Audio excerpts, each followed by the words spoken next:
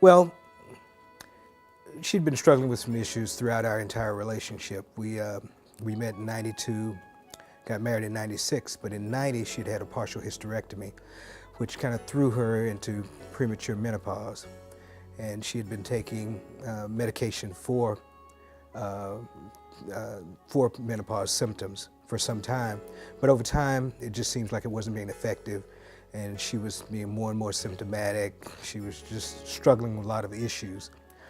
Even though the medication was supposed to abate symptoms like night sweats and hot flashes and things of that nature, it didn't seem to be effective for her. And fundamentally, she was miserable. And if any of you are married, you know when your wife is miserable, you're miserable. There's no way you're going to be happy when your wife is miserable. So we just struggled for a number of years.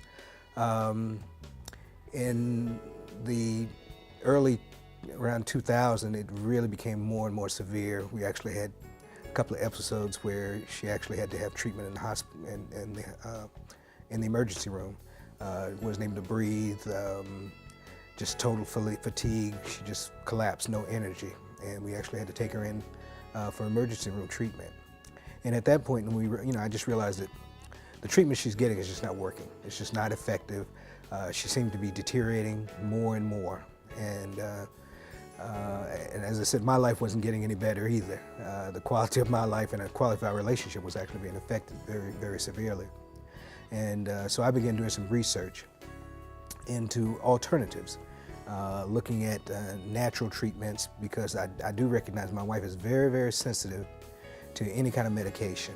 It seems that her body just overreacts to any side effects or anything like that that would be normal. It just seems to really affect her quite acutely. So I began thinking, well, maybe there are other treatment avenues, perhaps some more natural cures, things of that nature. And doing some research, I found Dr. Taylor. I called, I made the appointment to see him.